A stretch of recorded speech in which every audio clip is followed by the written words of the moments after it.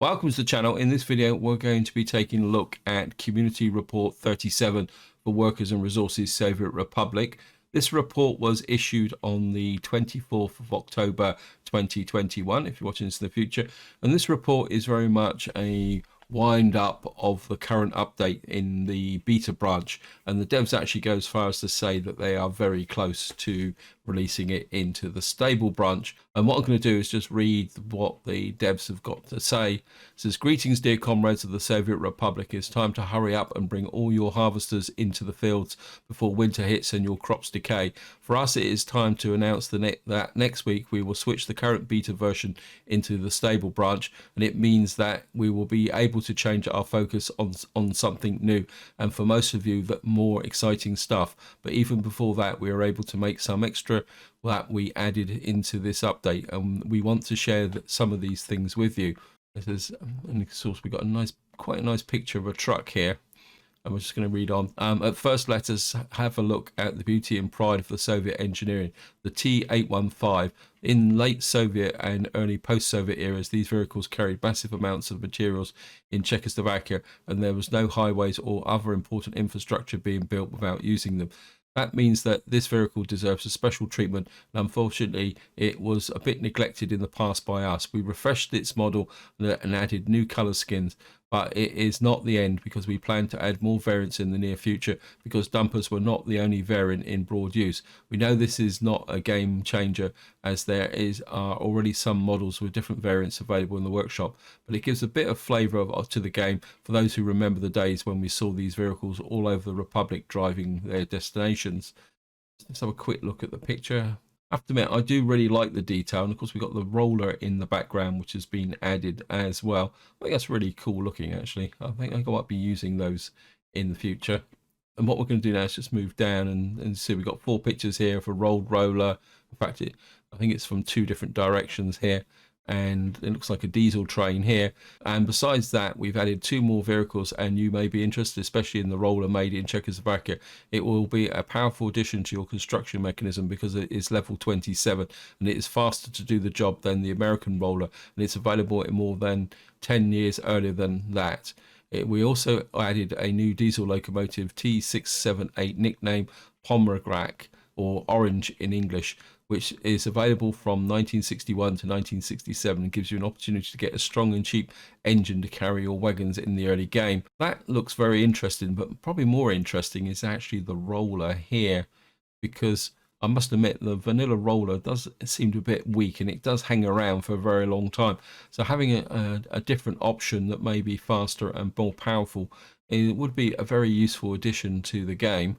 Now we're going to move down. We've got some pictures of textures here as well. And it says, we are also improving the overall graphics of the game by adding new 3D terrain setting. It should prevent creating so obvious tile patterns in certain situations. It depends on the map, but even the terrain is. So it may not be visible in all circumstances. Then we finally dealt with the cursor that was shaped as a cube.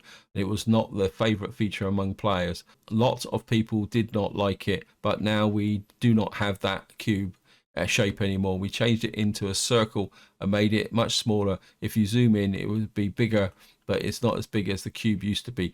The next thing that was not looking good in the game were roads under construction, because the gravel texture for them was blurred and ugly. We updated this texture, and now it looks much better. And I think we'll just take a look at this. You can see the new cursor. I must admit, I like that. I used to find the cube a little bit irritating, and I'm glad to see that it's gone. And of course, this is the new texture for road building. So you can see the cursor here with the circle. I think that's going to make it a little bit easier to place things. Also, more importantly, in the background here, you can see the new gravel texture. And I think seeing that they're talking about that, I would guess that they're referencing the update that dropped about 3 or 4 days ago, because this appeared. And I actually assumed it was for just upgrading from gravel to tarmac, but it's obviously this is now the new construction format. And I think that would be quite a big step forward. And we're just going to move down to the outro. Now let us have a look at fixes and tweaks we made during the past 2 weeks that may be important to speak about. We restricted the building of roads, and you will no longer be able to draw roads over rail junctions and rail dead ends. Just be aware of that while you plan your infrastructure. I must admit, I tend to keep away from the rail junctions because of the complications of signaling. But if that is a problem that's fixed, I think that should be okay. We also make underground pipelines and cables which were under construction more visible in the underground mode. We also corrected the terminal reservation for signals and to avoid deadlocks, and fixed an issue when trains would not find route, mostly in the station, causing a signal to turn red when the train flips on the signal. Then there is an issue with excavators' strength not counted properly while while terraforming without money. I must admit, I have noticed that because with some excavators, when you were terraform, it just didn't seem to happen. In fact, occasionally you'd be there trying to terraform, and virtually nothing at all would happen. So if they fix that, that would be quite useful. Next thing we needed to deal with was the broken anarchy free placement workarounds modders used to place stuff as we updated how structure collisions work. Some mods relying on free placement broke. We hope that we successfully fix that and modders will be able to use the non-collision again.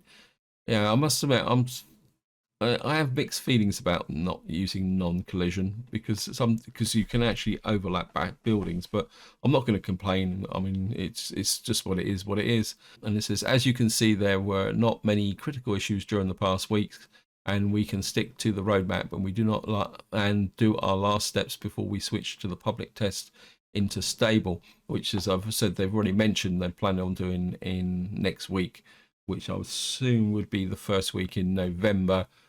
That will give us room to refocus, and hopefully we will bring you fresh, exciting news about upcoming features of the updates planned to be released in December. Until then, do not forget to enjoy the life and have fun, and stay tuned for the next report. That is the end of the report, and what I want to do is just talk very briefly about the December update. Now, if any of you haven't checked the roadmap states that the new features for the December update is crime and punishment and scenario scripting. Now, I have to admit, I'm very interested about what's going to be in the scenario scripting, but I'm also very nervous about the crime and punishment changes, because I've got a feeling that these will not be included into the game by default like loyalty was. I've got a feeling these will be an option that you'll be able to switch on, and probably the best comparison is with the seasons update.